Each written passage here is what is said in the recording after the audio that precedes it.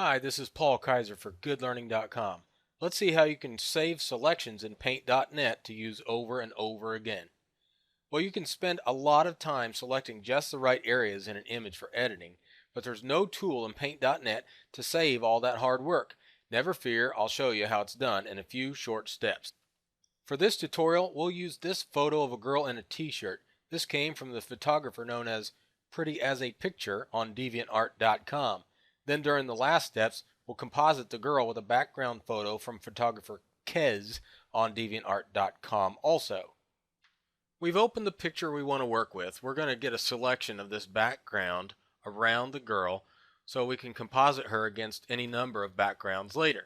The most important thing we're going to do first is File, Save As, so that we don't accidentally mess up our original picture. I'll call it Zillow Girl Selection.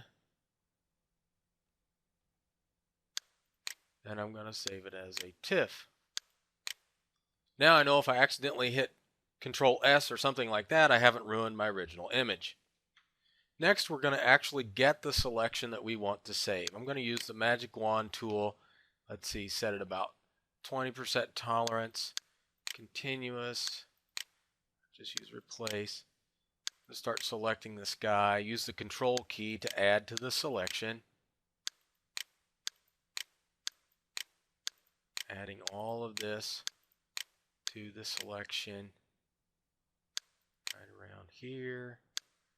I'm not going to be super picky for this tutorial, but the magic wand is doing an okay job for me right now.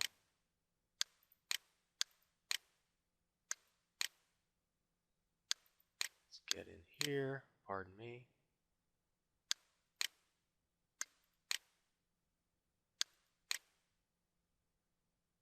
That's good enough for this tutorial. I'm going to move it so I can see what, that's pretty much what I wanted to. Select, Control Z to undo. So now I have the selection that I want to save. Next, let's show our layers palette. We're going to use a new layer to save our selection in. So let's do add new layer, and then let's get rid of the background. You'll see that the new layer we added, well, we still have our selection made. We can't actually save it this way yet. Let's go to our colors. Make sure we're using default, black and white. Now we can go to Edit, Fill Selection.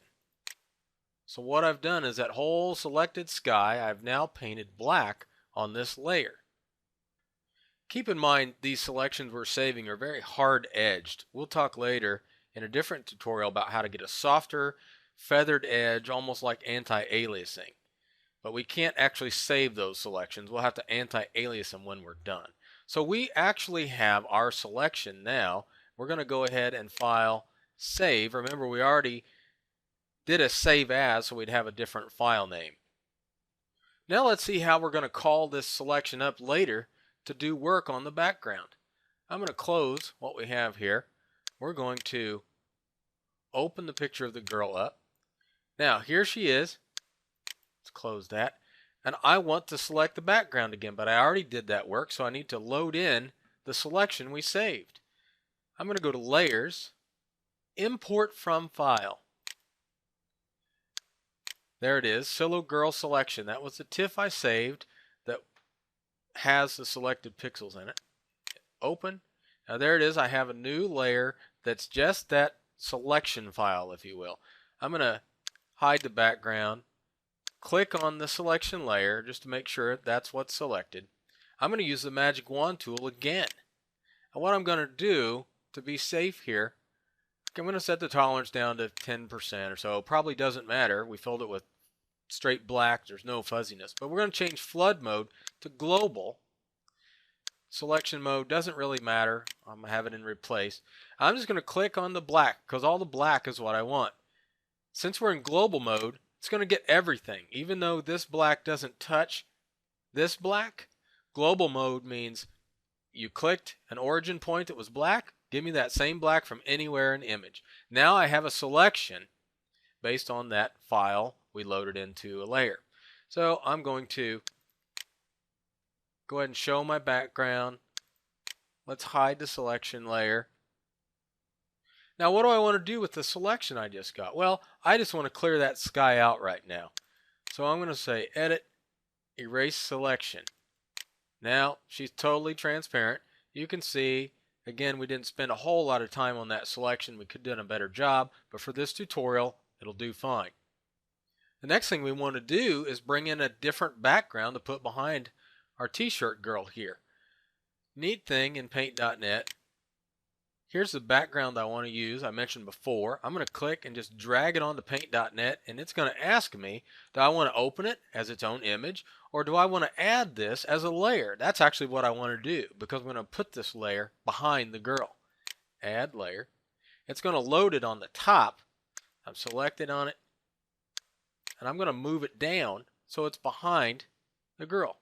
So move layer down. Okay, I need to go one more. Now you can see I have composited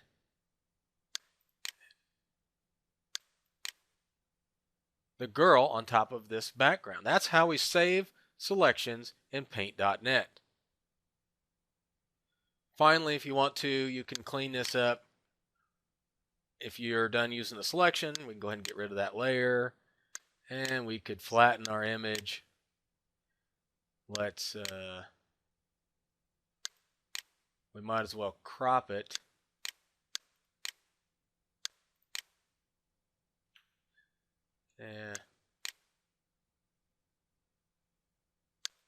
I just crop like that. Crop to selection. And let's save.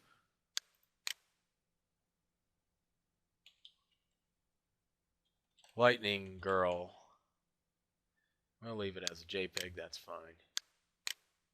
There's our work. I hope you'll come back to another tutorial soon where I'll show you how to get softer edge selections, almost like anti-aliasing. And I also hope this tutorial helped you out. Take care.